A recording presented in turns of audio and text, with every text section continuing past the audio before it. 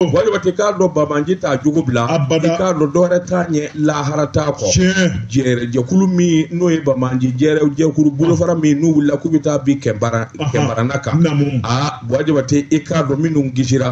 ka do olu mata yoroja sabula shukili ani kile boli ka do fana tara la haraka tu tonyo zoro wali wate ni ba kalama ayesi jamana te klunge blu kala ka bula kembara na sibiri jande meni ka do ni jamallahu latai marfa bulu do bi moto la do bi se la do keleme ka katakata ni soso unu ka marfa u fambe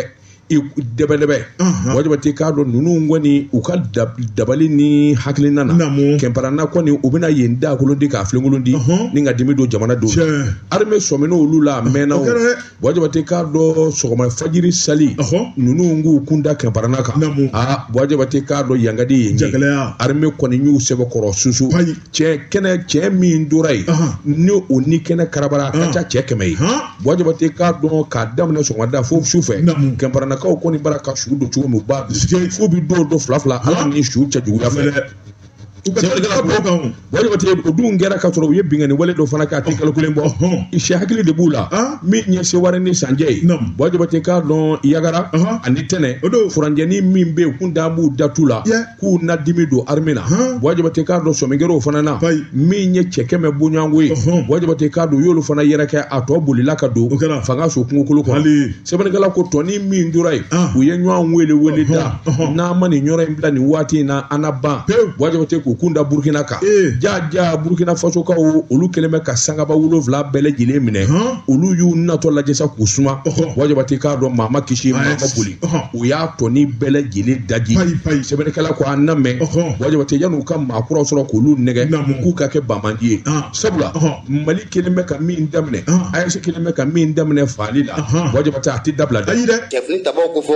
olu kembe ka bugo kono wulovla muni ka doni wati na jatika wale kebawula o bugo kono wolonvla mu do ne metiru dusula ga anwa politique ma do ko ni olu kembe ku da global sigi anwa armée yo sana yele muni ko soro alu deshene no ga foli ko taka armée malene ni ka asagare sebenengala ko akuni dunya jatemina kala de munya armée malene ni wati laban gonna wulika jor be sina gerengere na muye tizan watene ayina ka foko duwa kun temane na ko munya armée malene ye wulika jor belebele ko ke farapu belebele kera mu yetiza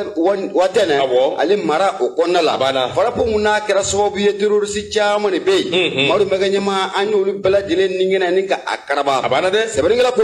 akumi ye terrorist nyama munu kumbe nu kembe ka gelata kanyasi manifuma ukembe ka gelata kanyasi population civile uma ukembe ka gelata ninga nyasi anwa kefni tabaw yerema maru meganyama olu chamane be anyolu ningena ninko o karaba